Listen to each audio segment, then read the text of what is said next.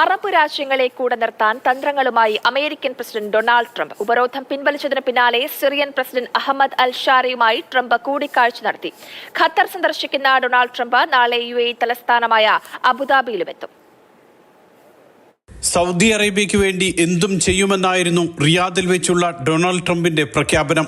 ഗാസയിലെ യുദ്ധം അവസാനിപ്പിക്കാൻ ഒരുമിച്ച് നിൽക്കണമെന്നും അറബ് രാഷ്ട്രത്തലവന്മാരോട് ട്രംപ് പറഞ്ഞു.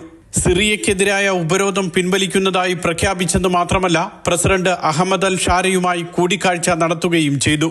ഒരിക്കൽ അമേരിക്കൻ സേന തടവിലാക്കിയ നേതാവാണ് അഹമ്മദ് അൽ ഷാര. അൽ ഖൈദ ബന്ധമടക്കമുള്ള ആരോപണങ്ങളും ഷാരയ്ക്കെതിരെ അമേരിക്ക ഉന്നയിച്ചിരുന്നു.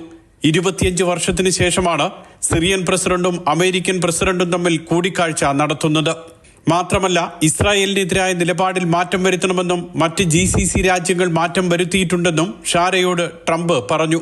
ശക്തനായ ഒരു പോരാളിയെന്നാണ് ഡൊണാൾഡ് ട്രംപ് അഹമ്മദ് അൽ ഷാരയെ വിശേഷിപ്പിച്ചത്. തുർക്കി പ്രസിഡന്റ് എർദോഗനും ട്രംപുമായി ഓൺലൈനിൽ സംസാരിച്ചു. 25 വർഷത്തെ ഇടവേളയ്ക്ക് ശേഷം ഖത്തർ സന്ദർശിക്കുന്ന അമേരിക്കൻ പ്രസിഡന്റായും ഡൊണാൾഡ് ട്രംപ് മാറി. ദോഹയിലെത്തിയ ട്രംപിന് വൻ സ്വീകരണമാണ് ഖത്തർ അമീർ ഒരുക്കിയത്.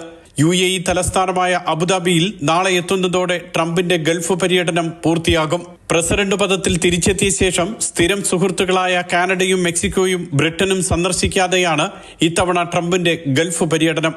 Mathrubhumi news, Dubai.